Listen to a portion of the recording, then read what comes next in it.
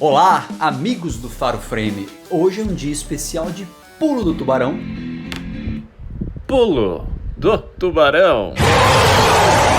E nós vamos falar da série Um Maluco no Pedaço. Pedro, explica pra gente aí o que é esse Pulo do Tubarão.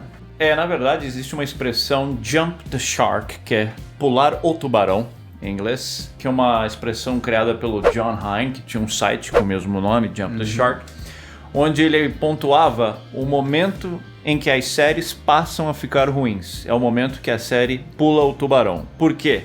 Na série Happy Days, sucesso nos Estados Unidos, no momento que o Fonz, que é um personagem, pula o tubarão no seu jet ski, a partir daquele momento a série ficou ruim, coincidentemente, claro. Então ele usa essa expressão, quando uma série pula o tubarão, é quando a série passa a ficar ruim. É um termo comum nos Estados Unidos, usado em outras áreas, assim, quando alguém já deu, você fala, você pulou o tubarão. Tá pulando e o jump the shark. E aqui é o nosso momento do programa de séries. Quando a gente não fala de filme, a gente fala de séries. A série hoje é o Maluco no Pedaço. Agora o Pedro vai falar a ficha técnica do Maluco no Pedaço. O Will Smith interpretando ele mesmo, né? O Will. Aí temos o James Avery, que é o tio Philip. Jane Hubert, que fez a tia dele, a Vivian, nas primeiras 3 temporadas. Aí teve um rolo lá. Entrou a Daphne fazendo, né? Interpretando. Na sequência.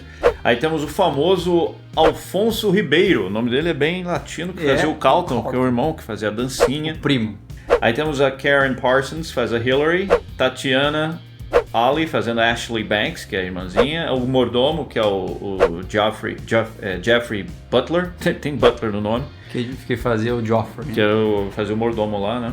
Não, os criadores são Andy Borowitz e Susan Borowitz. E a produção é do Quincy Jones e do próprio Will Smith. Então, Maluco no Pedaço é uma série que teve 6 temporadas, esteve ali no período de 90 a 96. Muitas pessoas podem se perguntar, mas a série era legal, por que não continuou com mais temporadas? Na verdade, a partir da 4ª, os produtores já perceberam que os índices de audiência já estavam ficando ligeiramente mais altos que as reprises. Então, se você for pensar... Ao contrário, né? Não, um pouquinho só mais alto, não era tão mais alto, né? Então, levar a produção de novos episódios para uma coisa que não está deslanchando tanto na audiência, então talvez é questionável, né? Então, eles começaram a partir da 4ª temporada, então, a partir da 4ª eles começaram a fazer os finais já como se fosse encerrar a série. A 4ª temporada já teve um último episódio que poderia encerrar, a 5ª, aí quando chegou na 6ª, o próprio Will Smith, que era o principal, né? Ele que tocava toda a série, então ele chegou, ele já queria fazer outros trabalhos, já estava fazendo algumas outras coisas, inclusive em 96, entre terminar a série, ele já estava fazendo o primeiro Homens de Preto, Men in Black lá, né? Men in Black, então é uma coisa que assim, a série acabou se exaurindo por ela mesma, né? Mas enfim. Você sabe por que ele quis terminar na 6ª temporada? Na 4ª temporada, o estúdio, a NBC quis terminar e mandaram cartinha. Os fãs, né? Os fãs e tal. Eles, vamos fazer. E foram mais 2, depois dessa. Sim. Diz o Will Smith que a série tava ficando muito sentimentalzinha, piegas. Entendi. E de fato tava, né? Daqui a pouco a gente chega lá no Pulo do Tubarão, mas só concluindo aqui as primeiras partes, né?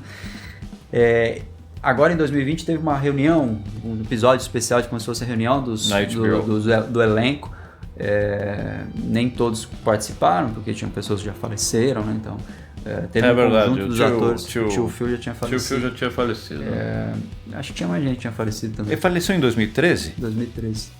E conseguiram, fizeram. É mais nostálgico, né? Da galera que curtia muito a série, né? Então.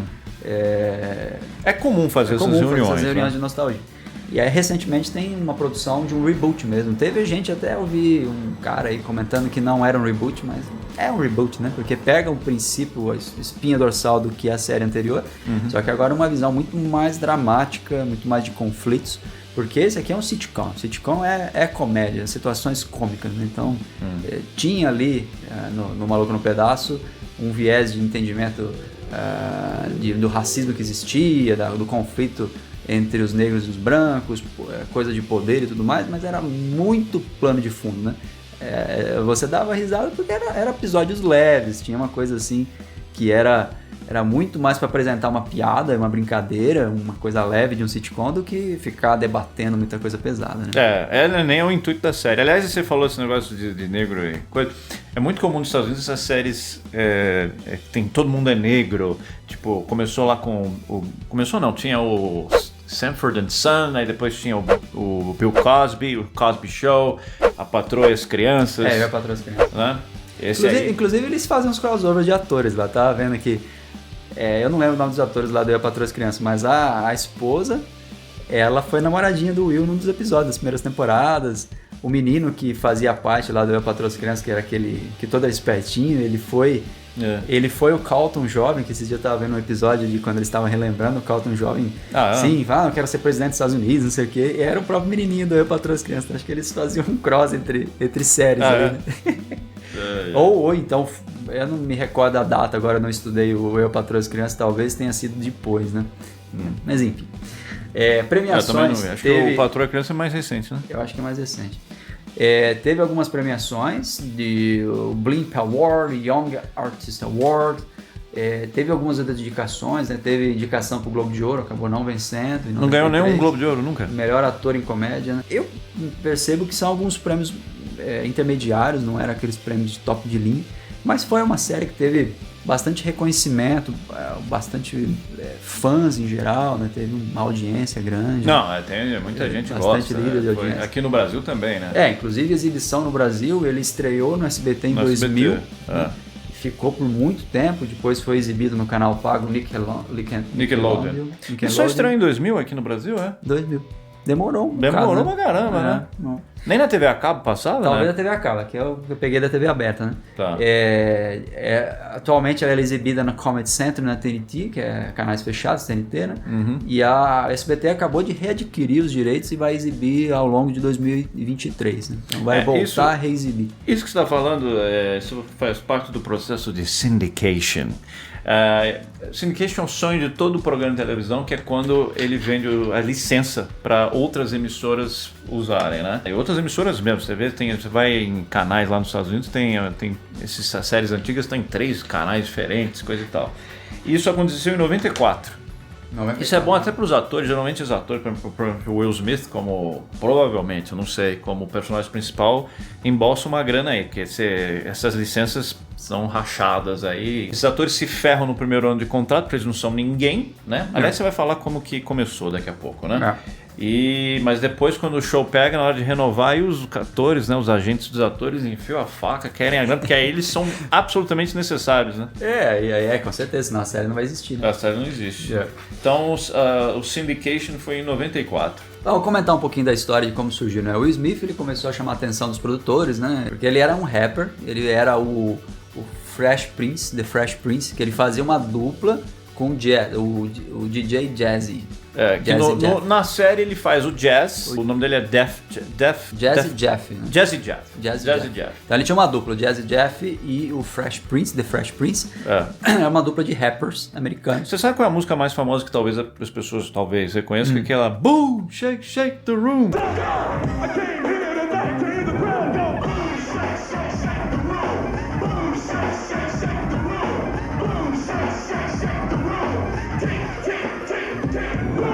Então, eles eram artistas assim, tinham uma carreira, já tinha visibilidade, mas não eram tão consolidados como músicos, né?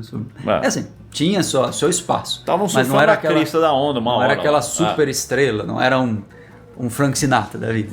Não chegava perto, era um artista mediano. Sim. Ponto. E aí ele tinha uma boa performance, MTV, né? Tinha lá os videoclipes dele e tudo mais. E eles queriam fazer uma série. O Benny Medina era um produtor que deu início à produção da série e ele queria fazer uma série baseada mais ou menos no que era a vida dele. Depois, a trama da série principal era um jovem pobre, oriundo ali da Filadélfia, que veio morar num lugar elegante que era Bel Air, em Los Angeles, com a parte da família mais rica, e aí tentar ter uma educação melhor e coisa nesse sentido. E aí ele tem esse conflito primário, que é o cara que vem do gueto mais pobre com o pessoal que vive num lugar mais rico. Isso acontece com esse Medina, só que o Medina era da própria região de Los Angeles. Ele morava num bairro de Los Angeles, pobre, e ele vai morar em Beverly Hills, que é um lugar rico. E aí o Will Smith não era um ator, ele era um rapper. Era um rapper. Né? Então eles acabaram assinando um contrato ali, o Quincy Jones conheceu o Will Smith, veio... Você sabe como isso aconteceu? Teve uma festa, se não me engano, né? Você não ia falar do negócio do imposto de renda lá? Vou chegar lá. Você ia chegar lá? Vou chegar lá. Tem uma hora lá que o Will Smith tá devendo Deus e o mundo lá, então ele, para tentar, o negócio dele era arte, coisa e tal, ele ficava muito no Arsenio Hall, que era um talk show negro, né? Que era apresentado pelo Arsenio Hall, que é um cara muito engraçado, que vocês vão lembrar do Arsenio Hall naquele filme com Eddie Murphy, que é um príncipe em Nova York, que ele fazia o braço direito do Eddie Murphy. Ele tinha um talk show no estilo desse do Letterman e coisa e tal, e ele ficava ali orbitando, tentando entrar e tal, e ali ele conhece o Quincy Jones. Segundo o Will Smith, o Quincy Jones teve uma abordagem assim agressiva. Vamos fazer esse programa, eu não lembro quem foi a ideia. Tinha esse Medina aí, Benny Medina. Vamos fazer esse programa, não sei o quê. Quinta-feira, amanhã, você vem aqui e faz o teste. Aí o Will Smith falou assim, ficou meio intimidado. Imagina, ele quis se preparar. Pode ser na terça da semana que vem? Aí ele falou assim, sabe o que vai acontecer na terça da semana que vem? A gente vai marcar, você vai vir, eu vou vir, mas o executivo Borowitz lá não vai vir, porque ele vai cancelar, porque ele vai ter um almoço. Vai logo amanhã, porra! Tá perdendo a oportunidade. Slap na cara do... Eu tinha entendido que era numa festa que os caras foram fazer, que ele teve pouco tempo de ensaio, mas enfim. Ele marcou assim na raça. O Quincy Jones. Quem é Quincy? Você sabe quem é Quincy Jones? Sim. Quincy Jones é o cara, é um grande produtor musical. Ele é autor daquela música Samba Bossa Nova, que era o comercial da Nike, lá da seleção brasileira lá. Que é usado, eu tô cantando aqui porque a gente não vai poder usar na coisa, né? Pelo direito autoral. Que é o Austin Powers usa também. E também ele produziu o Thriller do Michael Jackson. Produziu... Ele é um baita produtor, é um cara conhecidíssimo. Já na época já era conhecidíssimo. Produziu aquele LA is my lady do Frank Sinatra, que não é um dos melhores álbuns do Frank Sinatra, mas ele produziu também, porque já era o Quincy Jones. Não, o Quincy Jones é antigo também, né? Ele trabalhava com o Sinatra antes até. Ele fez aquele, nos anos 60, um CD com Count Basie. O cara cobra. Da grana já e tal. O Will Smith, já pra puxar esse ponto aí, o Will Smith tinha problemas lá com a Receita. Já na época, quando ele foi começar a série, ele devia 2,8 milhões de dólares. Imagina, quase 3 milhões de dólares. E ele era pro fisco. Pro fisco. Que é um perigo, né? Você vai pra cadeia. Preso. Aí o que acabou acontecendo quando ele conseguiu, fez a história, fez lá o piloto, passou, né? E eles começaram a desenrolar a série. Desenrolou a primeira temporada, que aí depois que você comenta, né, passa a primeira temporada, os caras renegociam o numerário ali, aí foi para a segunda e terceira. É dito que o Will Smith tinha que entregar 70% dos rendimentos dele das 3 primeiras temporadas para pagar o fisco. Então você imagina que ele rendeu bem a coisa, né? Você tem que pagar 2,8 milhões de dólares com 70%, então o restante dos 30% foi pro bolso dele. Você sabe que um pequeno comentário aqui, várias pessoas que trabalham no show business tiveram um problema com o fisco, o que me surpreende, porque assim, é notório que o fisco americano é agressivo, não pagou, vai pra cadeia. Al Capone não foi pra cadeia porque matou um monte de gente, foi porque não pagou o fisco. Isso ainda é verdade hoje. Muita gente teve esse problema. Teve um cara no rádio chamado Crazy Cab, que também ele fez uma luta, sabe essas lutas de celebridade? Ele recebeu 10 mil dólares. Chegou no programa de rádio dele, ganhei 10 mil dólares, tá tudo na coisa, nem paguei o imposto. Aí o cara não pagou, prenderam ele. Wesley Snipes também entrou nessa de não pagar imposto. Não vou pagar, acho que não é justo. Uma ideia dessa, depois a gente explora isso num filme do Wesley Snipes. Foi pra cadeia. Então me surpreende o Will Smith não ter pago o imposto, porque estava ganhando dinheiro. Que não é tava ganhando, ele já era um artista, já era um rapper, né? E chegar a dívida, quase 3 milhões de dólares, a gente não tem muito... Tem que ter alguém que fala assim, querido, paga imposto, dá uma graninha pro fisco. Um pouco, né? O Quincy Jones, né? A música tema do Yo Home to Bel-Air, ela foi escrita e interpretada pelo Will Smith e foi composta pelo Quincy Jones. Então foi um conjunto de esforços ali, que aí acaba casando com aquela história de que o nome artístico do Will Smith, ele era o The Fresh Prince. The Fresh Prince. E aí eles usaram isso como nome. O nome da série em inglês é The Fresh Prince of Bel-Air. Of Bel-Air. Eu acho que é um nome muito mais condizente, talvez não funcionaria pro Brasil mesmo, porque o cara talvez não conhecesse muito o nome artístico dele aqui, né? E aí botaram o maluco no pedaço, né? E acho que casa. Aqui, né? Os títulos brasileiros tem que ser essas coisas muito grosseiras. O maluco num pedaço. O maluco da pesada. O maluco da pesada. Né? Então. E aquela música, Yo Home to Bel-Air, era uma música enorme. O Will Smith compôs assim rapidamente. Dá uma sentada lá, compôs a música. Escreveu a música, né? Depois a questão da composição, acho que o arranjo, né, foi feito junto com o Quincy Jones. E aí era enorme a abertura. E os caras foram... tem que cortar, né? Cortando. Você sabe que dos raps aí, do hip hop que ele escreveu vários, inclusive você mencionou Men in Black, aquela música também, se não me engano, ele escreve, ele performa aquela... In MIB, não sei o que, do MIB. Mas essa não é uma grande música, né? Mas pelo contexto... Pegando, né? Pega. Colou, né? É igual o nome de banda, que sempre no começo é ridículo, mas depois quando a banda vira um sucesso, que nome genial. Paralamas do Sucesso. Né? Mesma coisa. E aí, falando do Quincy Jones, ele também faz ele aparece no seriado, né? Ele é o motorista do táxi quando tem abertura. Sabe, que o Will Smith vem chegando. É o Quincy Jones? É o Quincy Jones, ele tá lá e dá um tchau, assim. Inclusive, na abertura mais estendida, ele aparece mais. Ele dá um tchauzinho aqui ali, ele só fica com a mão no volante, né? Na cortada, assim. Aí aparece ele, que o Will Smith sai do carro falando, tá com mau cheiro aqui. Era o Quincy Jones? Nossa, passou direto por mim. Depois o cameo, né? Um cameo, né? Uma homenagem pra ele, né? O Will Smith, ele teve muitas dificuldades para atuar no começo, porque ele não era um ator. Ele era um rapper. Ele sabia fazer os trejeitos dele lá, as danças, o gingado de corpo, ele manjava. Agora, conseguir decorar as falas e falar lá, ele teve muitas dificuldades. Inclusive, ele virou motivo de chacota nos bastidores, assim, porque não decorava, sempre tinha que ficar repetindo. Né? E aí ele resolveu estudar e usar um método de que ele ia aprender todas as falas de todos, né? Então, inclusive, tinha certos momentos que dá pra perceber na primeira temporada, principalmente nos primeiros episódios, ele tá do lado de alguém, tá do lado do Jazz, assim, o Jazz tá falando, ele tá balbuciando, assim, ó. Porque ele sabe a fala do cara. Sabe que isso é um erro grave do teatro, né? Tem esse vício, né? Ele balbuciar. Que fala, balbucia, fica...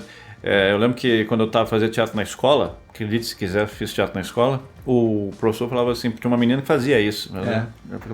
Para de dublar o cara. De fato, o Will Smith teve dificuldade para interpretar, e segundo ele, quem ajudou muito foi o tio Phil lá, o Avery. O Avery ajudou muito. Tem até uma cena de porque depois o show foi ficando sentimental e coisa e tal, e tinha uma cena que ele encontra o pai e o pai o abandona de novo, né? Se eu não me engano, é um último episódio de uma das temporadas. A segunda ou a terceira. Eu não lembro qual foi. Que o pai fala, não vou poder ficar aqui, eu vou ter que ir embora, tem um problema a resolver e tal. E ali ele dá um banho de interpretação e tal. E aquele abraço foi improvisado, né? Mas diz o Will Smith, aquelas histórias você nunca vai saber se é verdade, que o Avery era um cara gigante. O Will Smith é um cara alto, o Avery era maior. Era magro na época, né? Era mais magrinho, né? O cara era alto e enorme, né? Então ele envelopa o Will Smith, assim, porque ele tem que abraçar, porque te consolar e tal. O Will Smith some, assim, né? Diz o Will Smith que nessa hora que ele tava lá abraçado, ele falou, isso aqui é um ator. Interpretação. Sim, isso aqui é um ator, vai, abraça.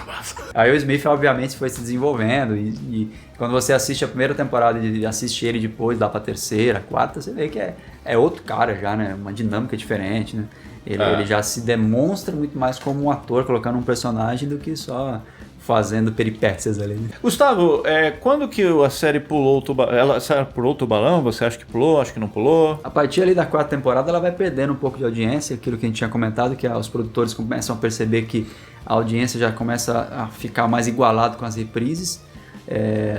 Eu acho que como um sitcom ele tem uma independência entre os episódios, né? Você não precisa ver todos. Para você ter uma noção. Igual que nós falamos lá da Família Dinossauro, também tinha uma independência. E eles vão seguindo e falando dos temas. Eu acho legal a série como um todo. Tem os seus momentos mais engraçados, momentos mais constrangedores de brincadeira, né? Que no final das contas é brincadeira, sempre tem muita risada envolvida. Tem os temas mais sérios que são tratados, mas também com um verniz mais de piada, né?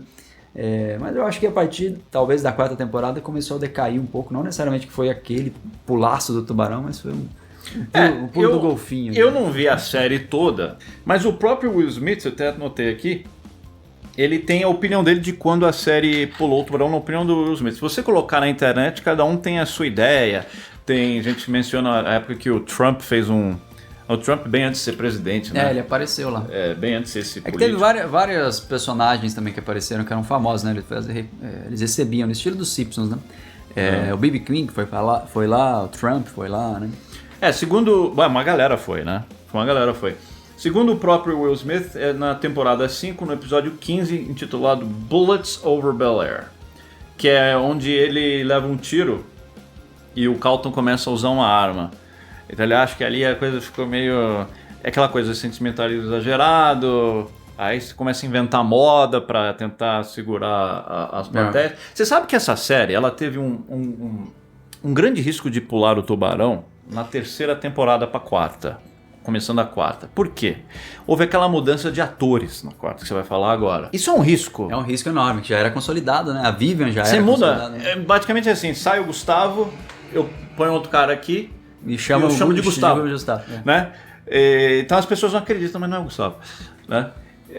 Embora ele tá usando essa barba postiça, ainda é o Gustavo. Teve uma troca de personagens que foi quem, Gustavo? Quem que saiu? A Janet Hilbert fazia a Vivian na primeira, segunda e terceira temporada, e ela tinha dificuldades de relacionamento com o Will Smith, achava que ele tinha... Ela fez 73 episódios, fez 3 temporadas, e a outra, Vivian, também fez, acho que 74 episódios. Então foi 3 temporadas, foi 3-3. Bem meio a meio, assim. E ela virou pro estúdio, pros roteiristas, e falou assim, diminui um pouco minha participação aí e tal.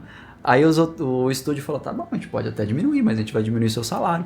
Ela falou, não, meu salário não mexe. Que coisa. Aí o que aconteceu? Pé na bunda. E você sabe por que pular o tubarão aí? Porque tem jeitos de você administrar isso, né? Sim. Como é que se justifica a presença de um novo personagem, uma nova atriz fazendo o mesmo personagem, né? Muita gente fala assim, morre, ou tem uma mudança. Esse aí não tinha muito o que fazer. O que acontece? Simplesmente aparece ela lá. Ela tá até tendo um bebê, né? Ela tem um bebê, ela tava grávida. Mais à frente. Né? E aí, é engraçado que ninguém fala nada, o único comentário é o Jazz. Quando ele encontra ela, falou assim, tia Vivian, vocês estão... tá diferente. Por que diferente? Aí o Will Smith faz assim, tipo, o cara tá louco. E vida que segue.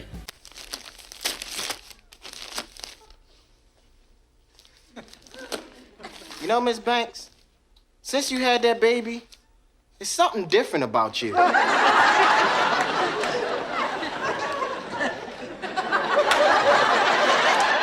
É o único comentário feito. Talvez uma boa ideia, não vamos fazer uma live, põe uma pessoa nova. Isso não é a primeira vez que acontece na história das séries. Lá tem a famosa a feiticeira, lá teve a mudança lá do personagem, do interesse romântico. Enfim, isso acontece direto. Tem gente que morre, tem que trocar. No Matrix aconteceu isso. A Oráculo morreu depois do segundo verdade. Mas aí lá eles deram um argumento. Porque aí falou que o Oráculo podia tomar uma outra forma. Aí lá tem saíram bem. Ali, perfeito, porque aí é Matrix. Matrix você pode inventar o que você quiser. Você tem lugares para onde correr. Agora ali, de fato, essa mudança do personagem é um ponto marcante, né? Muita gente pode considerar como pulo do tubarão por não ter essa argumentação, porque trocar um dos personagens primários, né? Porque se fosse ainda aqueles personagens de apoio, né? Aí vai, mas é uma das principais, né, gente? Depois do Will Smith, do Will, que acho que eram os principais, era o Will Smith e o Carlton, né? O Carlton e o tio Phil, que aí sempre tinha uns conflitos entre eles. As piadas estouravam com eles. Porque a Ashley teve bastante participação nas primeiras temporadas, mas depois deu uma sumida, nos primeiros episódios pelo menos. A outra irmã, que era a irmã mais velha, a Hillary, ela sempre entrava pra fazer uma piadinha e saía já, não ficava muito, né? Teve até um momento que os roteiristas pensaram... São escada, né? Ela é super escada, né? Teve vários momentos que eles pensaram em fazer com que a Hillary crescesse e amadurecesse como personagem, mas a própria atriz falou assim, deixa assim mesmo, né? Não precisa ficar trocando, né? Tem uma coisa interessante que Will Smith conheceu a sua atual esposa, que é a Jada Pinkett. Jada Pinkett Smith, hoje é Smith, né? No set de filmagem, porque ela foi lá pra tentar fazer uma participação na série, ela seria uma das namoradas do rapper. Ela foi rejeitada no momento, porque achavam que não tinha química, que ela era muito mais baixa que o Will Smith, né? Uma das coisas que os caras dão desculpa é pela altura, né? Mas talvez... Provavelmente não foram com a cara dela. Não foi tão bem ali no teste, ou talvez o empresário não tinha bons relacionamentos. Sempre tem essas coisas, né? Porque depois eles casaram, né? 3 anos depois. Aí passou um tempo, casaram 3 anos depois, tiveram 2 filhos e acabou ela sendo o motivo aí do Smith hoje tá um pouco no ostracismo, depois ele ter dado aquela bolacha no Chris Rock. Will Smith just smacked the shit out of me. Sabe que a Jada Pinkett era uma mulher muito bonita, né? Você sabe que um filme que ela fez? Ela fez com o Eddie Murphy, o remake do Professor Aloprado, que o Jerry Lewis havia feito nos anos 60, que é aquele fez nos anos 90, né? Foi nos anos 90? O Jerry Lewis tinha feito nos anos 60. Sim. Que é aquela clássica aquela coisa dele, o Loki. Depois ele vira. É sensacional aquele filme. O Jerry Lewis, porque o Jerry Lewis ele faz é difícil imaginar um Jerry Lewis galã, né? O Eddie Murphy eu acho mais fácil, porque o Eddie Murphy é um cara bonito e tal. E a Jada Pinkett fez o Interesse Amoroso. O finale da série, você qualifica como? Que é um ponto crítico de uma série, é o finale. O finale da série, não o finale de temporada, né? Achei um bom final. Sim. A gente tá falando aqui finale porque eles falam em inglês finale, né? Mas é o final, né? É um bom final. Eles foram mais ou menos na linha da família... A gente fez a Família Dinossauro aqui. A Família Dinossauro tem um fim triste. E eles foram nessa linha também do fim triste. Eu achei legal, achei um bom fim. Sem muita invenção. No final, a família se muda pra Costa Leste. É verdade. Ele fica sozinho. E o Will fica sozinho porque ele vai fazer faculdade na Califórnia. Então a casa tá vazia, todo mundo vai embora, ele é o último ali. Aí ele olha, apagar as luzes, aquele set que eles sempre filmaram, tá tudo vazio. Ele apaga as luzes e sai. Eu acho que poder terminar ali, mas aí eles dão um toque de humor que é o Carlton descendo as escadas que nem um louco. Esqueceram de mim, tá? Termina com aquelas risadas. Né? E é assim que começa o reunion, né? É quando todo mundo chega na casa... Na HBO agora, né? Todo mundo chega na casa, o Carlton tá descendo as escadas, né? Então eu achei um bom final, é legal, assim, se dá uma ideia de fim, eu curto esse tipo de final. Acabou. Agora não tem mais nada. Puta, acabou, não tem, eles foram embora. A sensação que você, espectador, tá na casa sozinho, todo mundo foi embora, você é o último, dá aquela sensação de, caraca, me deixaram aqui. Eu acho legal esse final, sim, achei bacana. Uma coisa icônica do programa é a tal dança do Carlton. Sim. Que o Carlton é fã lá do Tom Jones. What's new, Pussycat? Não, essa dança virou aquela coisa de quase que uma marca registrada. Uma marca registrada, né? Tipo, quase eu ia falar um bordão, mas bordão é uma coisa que você fala, mas... uma característica dele. Todo mundo dança e tal. Você lembra do Carlton, aquela dancinha que ele... Sabe de onde vem essa dança, não? Então, eu achei aqui que é uma junção de duas coisas, mas eu vou deixar você. Não, qual a junção de que coisa? É a junção do Bruce Springsteen e o dance de uma música chamada Dance in the Dark. Exatamente. Com o Ed Murphy no Sem Censura. Então ele tinha os trejeitos do Ed Murphy lá no show de stand-up dele. Exatamente isso. Com o videoclipe do Dance in the Dark do Bruce Springsteen. O videoclipe do Dance in the Dark, se vocês verem, vai colocar aí, é o Bruce Springsteen dançando com a moça do Friends, que faz a Mônica. Sim. Né? Eles estão fazendo aquela dança assim, né? E o Eddie Murphy fez um especial, se não me engano, até pra HBO, de stand-up. Muito legal. Eu vi antigamente tinha pra alugar, se ia pra locador, na época do VHS, você já tinha aquilo lá. Cara, você também viu VHS, você ouviu fita cassete. E aí você pegava, você podia alugar, aluguei, eu vi. E o Ed Murphy faz uma piada, vocês brancos não sabem dançar, né? Aí faz aquela dança do Carlton, né? É uma mistura, né? Faz uma mistura dos dois. E o Carlton usou aquilo num programa, aquilo ficou engraçado, pegou... Porque aí o bastidor disso quando o ator Alfonso Ribeiro leu no roteiro, olha, o Carlton vai dançar agora. E não tinha uma especificação. Como vai dançar? Então, daí ele foi lá e falou, então eu vou criar alguma coisa, porque o Afonso Ribeiro, ele é dançarino, ele sempre teve... ele é dançarino? Ele é dançarino profissional. Inclusive ele ganhou um desses shows de TV mais recentes agora, né? Qual, Dançando com as Estrelas? Eu acho que eu não me recordo se é o que seria a Dança dos Famosos aqui no Brasil. Como se fosse um Dança dos Famosos do Brasil. Lá fora ele ganhou, fez lá os sketches dele e ganhou o programa. Então o cara é dançarino. Na época ele tinha 19 anos quando começou.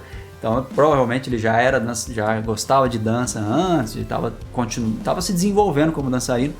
E aí ele foi atrás disso, casou esses dois elementos e montou a dança dele, fez lá.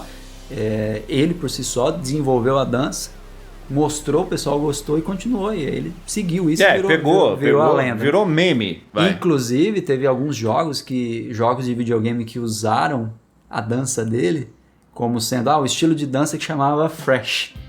Ela aparecia assim, Fresh. E aí ele tentou processar as produtoras de game e ele acabou perdendo, porque a produtora dizia assim, olha, o que você fez aí não é algo extremamente revolucionário, você juntou coisas apenas, né? Então ele perdeu, porque ele queria que pagassem royalties pra ele, né, da dança que é dose. É dose. Mas ele tem que pagar a dança da garrafa pra Carla Pérez, tá vendo? Ele tem que pensar que assim, estão divulgando pra ele, né? Cara, tem que pensar assim. E Gustavo, assim, depois que o show acaba em 96, só o Will Smith tem uma carreira proeminente, né? Claro, todo mundo trabalhou aqui e ali, mas... o Will Smith vira uma grande estrela. O Will Smith vira uma grande estrela, faz grandes filmes. Um grande filme que eu lembro dele é aquele Eu Sou Lenda. Eu Sou a Lenda. Eu Sou a Lenda. Né? Ele fez vários Procura outros. Da Felicidade. Bem legal. Então, ele vai mostrando o lado dele dramático, né? Que desenvolve como ator. Você vê que se torna um grande ator. Infelizmente teve esse ato. Se não fosse esse tapa que ele... E foi na noite que ele ganhou como melhor ator. Que ele fez o pai da Venus Williams, que é o tenista lá. Tinha ganhado o Oscar de melhor ator e infelizmente teve aquela reação abrupta, né? Ele já pediu desculpa, enfim, tudo mais. A gente não tá aqui pra julgar o que ele fez ali, a gente até já fez um videozinho nosso. Tem um videozinho dos piores momentos do Oscar. Enfim, ele tá lá, obviamente. Espero que ele consiga superar isso e desenvolva outros filmes aí, entregue coisas legais pra gente, né? Ou não também, tá? Faz o que você quiser, cara. Não tem nada a ver com você. Já ganhou os milhões, né? Pagou a receita, então tá beleza. Agora você não vai ser preso, né? Paga os impostos, por favor. Então é isso, galerinha. Beleza, então.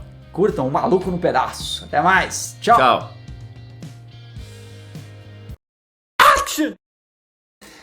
E, Gustavo, você... O finale da série, você qualifica como? Que é um ponto crítico de uma série, é o finale. O finale da série, não o finale de temporada, né? O finale, você aprova, desaprova? Como é que é considerado o finale? Na sua humilde opinião. Eu não assisti o finale. Eu tava tentando assistir assim, cara, nem com essas coisas. Sensacional. Qual passa essa? Eu sabia com laranjas, né?